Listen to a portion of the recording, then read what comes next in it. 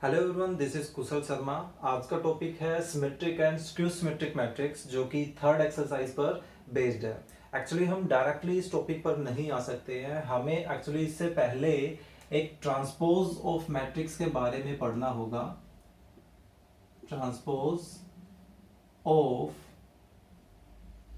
Matrix, क्योंकि यही हमारी हेल्प करेगा सिमेट्रिक और स्क्यू सिमेट्रिक को समझने के लिए। बल्कि आप नोटिस करेंगे कि यही मेन है, इसका इंट्रोडक्शन बिल्कुल माइनर सा होगा। ओके, सो इसको समझने के लिए भी एक एग्जांपल से स्टार्टिंग करते हैं। देखिए, एक एग्जांपल लेकर चलते हैं, एक कोई भी मैट्रिक्स लेकर चलते हैं।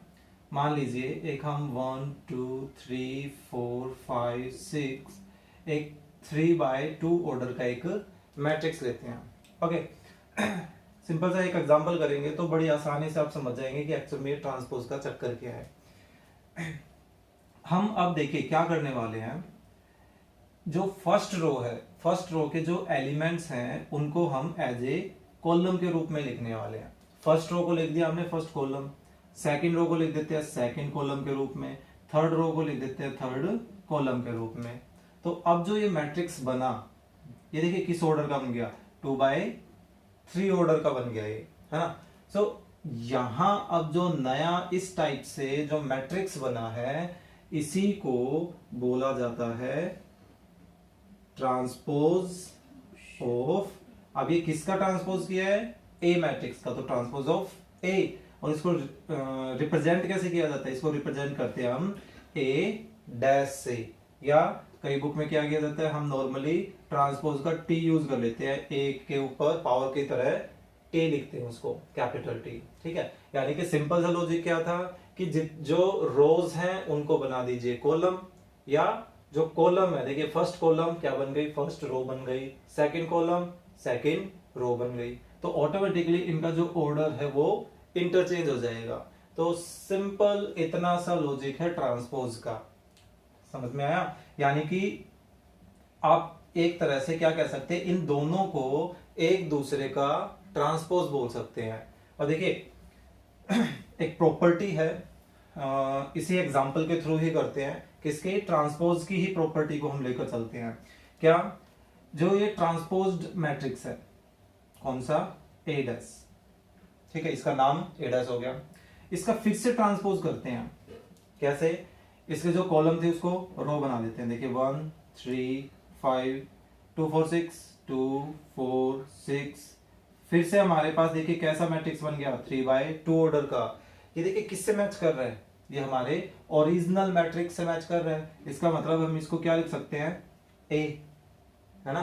तो हमने यहाँ पे क्या नोटिस किया कि अगर किसी भी ट्रांसपोज्ड मैट्रिक्स का फिर से ट्रांसपोज कर दिया जाए तो वो एक्चुअल में ओरिजिनल मैट्रिक्स के इक्वल आ जाता है। ये हमारी एक प्रॉपर्टी है। यहाँ प्रॉपर्टीज यूज कर लेते हैं, प्रॉपर्टीज, कुछ प्रॉपर्टीज लिखने वाले हैं। क्या, कि किसी भी मैट्रिक्स का ट्रांसपोज का फिर से ट्रांसपोज करें तो ओरिजिनल मैट्रिक्स आ जाता है। ठीक है, अब हम एक और प्रॉपर्टी ट्राई करते हैं स्केलर से रिलेटेड। इसको रफ कर देते हैं फिलहाल के लिए, या हमें इसकी भी जरूरत है, इस पोर्शन को रफ कर देते हैं। ठीक है, वो प्रॉपर्टी क्या है, पहले आपको प्रॉपर्टी बता देता हूं। देखिए वो प्रॉपर्टी है कि अगर हम किसी मैट्रिक्स में कोई स्केलर मल्टीप्लाई करते हैं, स्केलर मतलब कोई नंबरिंग पॉजिटिव या नेगेटिव कुछ भी, ठीक है, और फिर जो नया मैट्रिक्स बनेगा उसका ट्रांसपोज करें, ओके, या पहले जो मैट्रिक्स है उसका ट्रांसपोज कर लेते हैं और फिर उसमें वो स्केलर मल्टीप्लाई करते हैं, तो हम नोटिस करेंगे कि दोनों ही कंडीशन में जो नया रिजल्ट बनेगा, रिजल्टेड मैट्रिक्स बनेगा, वो क्या होगा, इक्वल आएगा। ट्राई करके देखें। देखिए हमारे पास ए मैट्रिक्स है, इसको पहले किसी के से मल्टीप्लाई कर देते हैं, के टाइम ऑफ ए, तो ये क्या बन जाएगा, के, 2k 3k 4k 5k 6k, ये आ गया, हम यहां तक पहुंच चुके हैं। अब इसका ट्रांसपोज करते हैं, तो इसका ट्रांसपोज करते हैं तो देखिए यहां क्या कंडीशन बनेगी, यहां ही कर लेते हैं, के टाइम ऑफ ए का हमें ट्रांसपोज करना है। तो ये देखिए क्या हो जाएगा, ये कन्वर्ट हो जाएगा के 2k 3k 4k 5k and 6k। Column बन गई रो के रूप में। ठीक है, हमने लेफ्ट हैंड साइड कंस्ट्रक्ट कर लिया। ठीक है, अब हम राइट हैंड साइड पे काम करेंगे। पहले हमें ट्रांसपोज चाहिए, तो देखिए ये रहा हमारे पास ट्रांसपोज। इसको हम क्या करते हैं, k से मल्टीप्लाई कर देते हैं। सो k से मल्टीप्लाई करते हैं तो ये देखिए क्या रिजल्ट आता है, k time of a transpose. वो किसके इक्वल होगा, देखिए मल्टीप्लिकेशन हम ऑलरेडी लास्ट एक्सरसाइज में पढ़ के आ चुके हैं। क्या है, 1 2 3 4 5 6। तो ये क्या होगा, मैट्रिक्स के बाहर कोई स्केलर कैसे मल्टीप्लाई होता है, हर एलिमेंट के साथ वो मल्टीप्लाई हो जाता है। तो मल्टीप्लाई करें तो देखिए क्या बन जाएगा, k 2k 3k 4k 5k and 6k। देखिए हर एक के साथ ही मल्टीप्लाई हो गया। तो यहां से देखिए ये मैट्रिक्स और ये मैट्रिक्स दोनों का रिजल्ट देखिए क्या आ रहा है, सेम है ना। तो यानी कि हमने क्या नोटिस किया कि किसी मैट्रिक्स को किसी नंबर से मल्टीप्लाई कर दो और फिर उसका ट्रांसपोज करो, या पहले ही ट्रांसपोज कर लो और बाद में उस नंबर से मल्टीप्लाई कर दो, रिजल्ट दोनों ही कंडीशन में क्या आएगा, बिल्कुल सेम आएगा। ठीक है, तो ये प्रॉपर्टी हमने यहां लिख दी है।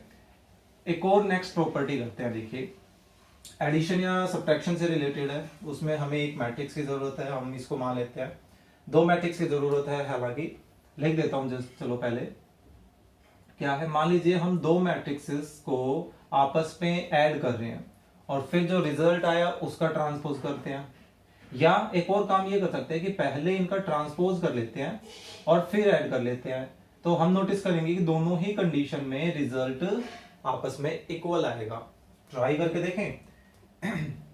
अब देखिए क्योंकि हम ऐड करने वाले हैं, तो ऐड की कंडीशन हम ऑलरेडी लास्ट एक्सरसाइज में पढ़ के आ चुके हैं ऑपरेशन से रिलेटेड, कि दो सेम ऑर्डर के मैट्रिक्स को ही आपस में ऐड या सब्ट्रैक्ट किया जा सकता है। तो इसलिए हम 3/2 का इधर है तो 3/2 का ही मान लेते हैं, या ऐसे कर लेते हैं। चलो थोड़ा छोटा कर लेते हैं ताकि स्पेस बना रहे हमारे पास। ओके, यहां कंसिडर कर लेते हैं 5 6 7 8 ऐसे कर लेते हैं। सो ए और बी आ गए हमारे पास दो सेट। एक बार पहले इनका एडिशन कर लेते हैं। ओके, या ऐसा कर लेते हैं कि पहले इनका ट्रांसपोज ही कर लेते हैं। ट्रांसपोज करते देखिए 1 2 ये बन गया, सेकंड रो सेकंड कॉलम बन गई। इसी तरह से बी का ट्रांसपोज करते हैं, ये क्या बन जाएगा 5 6 7 8। ओके, लेफ्ट साइड पिक करिए। देखिए a प्लस बी का ट्रांसपोज, सो पहले तो a प्लस बी निकाल लेते हैं। तो इन दोनों को ऐड करते हैं, तो देखिए ऐड करने से क्या रिजल्ट आएगा, 1 + 5 6 3 + 7 10 एंड 8 4 एंड 8 12 ये आ गया। ओके, इसका अब हम ट्रांसपोज करके देखते हैं। तो ट्रांसपोज करते देखिए 6 8 फर्स्ट रो फर्स्ट कॉलम बन जाएगी, 10 12 सेकंड कॉलम बन गई। ठीक है, हम लेफ्ट हैंड साइड निकाल चुके हैं। अब राइट हैंड साइड का एडिशन करके देखते हैं। तो राइट हैंड साइड में a' प्लस b' यानी कि a ट्रांसपोज और b ट्रांसपोज का एडिशन। तो एडिशन कर देते हैं, 1 + 5 6 2 + 6 8। ये देखिए फर्स्ट कॉलम मैच कर रही है। 3 + 7 10 4 + 8 12 हो गया ना मैच। तो जैसे हमने यहाँ पे एडिशन से रिलेटेड इसको प्रूव किया है, आप नोटिस करेंगे ये सब्ट्रैक्शन से रिलेटेड भी यहाँ पे सेटिस्फाई करेगा। माइनस करते हैं तो माइनस से जो इफेक्ट पड़ेगा वही इफेक्ट यहाँ पे भी आएगा। ठीक है, सो एक और है मल्टीप्लिकेशन पर बेस्ड है, तो फिलहाल मैं उसको ऐसे ही बता देता हूँ। एक्चुअल में ये जितनी भी प्रॉपर्टीज हैं वो प्रॉपर्टी हम एक्सरसाइज में विद एग्जाम्पल ही करने वाले हैं। हमें क्वेश्चन कैसे दिए जाएंगे, भाई आपके पास ए सेट है बी सेट है और ये प्रॉपर्टी को सेटिस्फाई करके बताओ। सेटिस्फाई करने का मतलब क्या हो गया कि हमें लेफ्ट साइड भी निकालनी है जैसे अभी निकाली, और राइट साइड भी निकालनी है। ठीक है, तो वो काम हम वहां कर लेंगे। तो प्रोडक्ट से रिलेटेड क्या प्रॉपर्टी है कि भाई दो मैट्रिक्स का पहले प्रोडक्ट कर लो और फिर उसका ट्रांसपोज करो, या पहले ट्रांसपोज करके उनको इंटरचेंज वे में प्रोडक्ट करना पड़ेगा, तब जाके रिजल्ट इक्वल आएगा। देखिए यहाँ ए पहले लिखा हुआ है, क्योंकि मल्टीप्लिकेशन में मायने रखता है ना कि लेफ्ट में कौन है और राइट में कौन है। तो इसी वजह से यहाँ ध्यान रखना है कि लेफ्ट में अगर ए है और राइट में बी है, तो ट्रांसपोज का अगर हमें प्रोडक्ट करना है तो लेफ्ट में बी का ट्रांसपोज होना चाहिए और राइट में ए का ट्रांसपोज होना चाहिए। तो इनको एक तरह से इंटरचेंज कर देना है, ठीक है। तो ये हमारी कुछ प्रॉपर्टीज थी। तो अगर हमें ये ट्रांसपोज का लॉजिक समझ आ गया तो अब सिमेट्रिक में आप नोटिस करोगे कुछ भी नहीं है, बिल्कुल आसान चीज है। तो देखिए अब आते हैं अपने मेन टॉपिक पर, जो कि है सिमेट्रिक एंड स्क्यू सिमेट्रिक। तो फिलहाल आप इस प्रॉपर्टी को बुक में भी देख सकते हैं, अगर ना मिले तो आप यहां से वीडियो को पॉज करके इसको नोट भी कर सकते हैं, ठीक है। मैं इसको फिलहाल के लिए रफ कर रहा हूं। तो अपने पहले पॉइंट पे आते हैं, सिमेट्रिक। ये बाद में तो वैसे बात है, इसके बाद ही चलेंगे। ओके सिंपल सा देखिए, अभी हमने क्या देखा कि भाई एक ए मैट्रिक्स, फिर से कोई एग्जांपल लेके चल पड़ते हैं। ओके अरे हाँ, इसकी एक मेन बात मैं अभी बताना चाहता हूं क्या, कि ये जो सिमेट्रिक मैट्रिक्स है या जो स्क्यू सिमेट्रिक मैट्रिक्स है वो सिर्फ और सिर्फ स्क्वायर मैट्रिक्स पर ही काम करते हैं। कोई रेक्टेंगुलर मैट्रिक्स है या रो मैट्रिक्स या कॉलम मैट्रिक्स है, कोई डिफरेंट टाइप के मैट्रिक्स पे काम नहीं करेगा। सिर्फ और सिर्फ क्या होनी चाहिए, रो मैट्रिक्स होने चाहिए वो, ठीक है, जिनके number of row number of column क्या हो आपस में इक्वल। ओके तो अभी देखिए कि एक मैट्रिक्स लिया हमने ए, अगर इसका ट्रांसपोज करते हैं तो ट्रांसपोज करने से देखिए हमारे पास क्या आता है 1 2 3 और 4। ओके एक और मैट्रिक्स लेकर चलता हूं अब मैं 1 2 2 3 in that way. Okay square matrix ही है, ये 2x2 का है। फिलहाल एग्जांपल के लिए हमने ये भी 2x2 का लिया था, ये भी 2x2 का। इसका ट्रांसपोज करके देखते हैं तो देखिए 1 2 जो फर्स्ट रो है उसको फर्स्ट कॉलम बना दे, सेकंड रो को सेकंड कॉलम बना दे। कुछ फैमिलियर सा नजर आ रहा है? यस एक्चुअल में आप नोटिस कर रहे हो कि एक्चुअल में ये जो नया मैट्रिक्स बना ट्रांसपोज करके वो अपने ओरिजिनल मैट्रिक्स से बिल्कुल मैच कर रहा है। उसके सारे एलिमेंट 1 2 1 2 2 3 2 3। तो एक्चुअल में यही सिमेट्रिक की कंडीशन है। यहां क्या था, यहां हमारे पास डिफरेंट आ रहे थे, है ना। तो ऐसे कंडीशन में हम क्या कहेंगे कि A is not a symmetric matrix. जबकि B पे क्या कंडीशन आ गई कि B जो है B is a symmetric matrix, ठीक है। यानी कि क्या कंडीशन हुई कि अगर किसी मैट्रिक्स का ट्रांसपोज उसी मैट्रिक्स के क्या आ जाए, इक्वल आ जाए, तो उस मैट्रिक्स को ट्रांसपोज को बोलना चाहो तो वो हमें दोबारा उसका ट्रांसपोज करके देखना पड़ेगा, ठीक है। तो हम B को बोलेंगे कि B क्या है, एक सिमेट्रिक मैट्रिक्स है ना। सिंपल सा क्या करना है, हमें क्या दे रखा होगा, कोई भी मैट्रिक्स चेक करने के लिए बोला जाएगा कि चेक करो क्या ये सिमेट्रिक है। तो हम सिंपल सा क्या करेंगे, उसका ट्रांसपोज करके देखेंगे। अगर वो बिल्कुल मैच कर जाता है, डिटो है, तो कह देंगे कि भी हाँ ये तो सिमेट्रिक है। और मैच नहीं करता है तो कह देंगे कि ये सिमेट्रिक नहीं है, ठीक है। फिर आते हैं अपने स्क्यू सिमेट्रिक पे। स्क्यू की क्या कंडीशन है, तो यहां एक और तो डिफरेंट एग्जांपल लेकर चलते हैं, पूरा ही रफ कर देता हूं। चलिए देखिए कोई एक और मैट्रिक्स लेकर चलते हैं, फिर से हमें स्क्वायर ही लेना है क्योंकि अभी मैंने बताया स्क्वायर मैट्रिक्स पर ही वो काम करेगा, ठीक है। हम क्या लेकर चल रहे हैं इधर 0 0 1 -1 इस तरह का कोई मैट्रिक्स लेकर चल रहे हैं, या कोई और एक थोड़ा बड़ा लेकर चल पड़ते हैं 0 1 2 3 1 2 3। अब देखिए इसका ट्रांसपोज कीजिए, इसका ट्रांसपोज करते हैं तो क्या आएगा 0 1 0 1 ऐसे बन जाएगा, -1 0 -1 0। क्या ये दोनों मैच कर रहे हैं? नहीं मैच कर रहे हैं। फर्क क्या है दोनों में, हम नोटिस करेंगे दोनों में एक्चुअल में माइनस का फर्क है। तो हम क्या ऐसा कर सकते हैं कि इनमें से माइनस कॉमन ले लें, -1 बोल सकते हैं, तो उससे क्या होगा, ये 0 -1 बन जाएगा +1 और +1 बन जाएगा -1, ये 0 तो सेम। तो अब ये देखिए क्या ये मैट्रिक्स और ये मैट्रिक्स बिल्कुल सेम है ना। किसका फर्क है, नेगेटिव का। तो माइनस तो रहने दिया सेम, इसकी जगह में क्या यूज कर लिया, ये सी। ओके, ऐसी कंडीशन यहां देख सकते हैं, ये बस 2/2 में था और ये किस में है, 3/3 में है। इसका ट्रांसपोज करिए, इसका ट्रांसपोज देखिए हमारे पास क्या आएगा, इनको हम चेंज कर देते हैं थोड़ा सा अपने अकॉर्डिंगली। सो इसका ट्रांसपोज अब करते हैं तो देखिए 0 1 -2 -1 0 3 2 -3 0। ओके, सो क्या ये मैच कर रहे हैं, हम नोटिस करेंगे एक्चुअल में सारे के सारे जितने भी एलिमेंट हैं सभी में नेगेटिव का इफेक्ट आ रहा है। तो इनमें से भी हम क्या करते हैं, माइनस कॉमन ले लेते हैं। तो माइनस कॉमन लेके देखिए हमारे पास क्या बन रहा है, 1 0 -3 सबके साइन चेंज कर दे, कॉमन लेने का तो ये मतलब है। तो अब ये देखिए ये बिल्कुल डी से मैच कर रहा है, यानी कि हम इसको जो ट्रांसपोज ऑफ डी है उसको क्या लिख सकते हैं, नेगेटिव टाइम ऑफ डी। तो सिंपल सा लॉजिक क्या कहता है कि अगर किसी मैट्रिक्स का ट्रांसपोज कर रहे हैं और ट्रांसपोज करने से ओरिजिनल मैग्नीट्यूड में रिजल्ट तो आता है लेकिन ऑपोजिट साइन के साथ, यानी कि माइनस साइन के साथ, तो उस कंडीशन में हम इन मैट्रिक्स को लाइक सी एंड डी इनको क्या बोलेंगे, स्क्यू सिमेट्रिक मैट्रिक्स। क्या था, दोबारा से, कि जिस भी मैट्रिक्स का ट्रांसपोज करें तो ओरिजिनल से मैच करने के लिए उसमें माइनस का इफेक्ट आता हो, यानी कि माइनस कॉमन आ जाए और फिर वो ओरिजिनल से मैच कर जाए।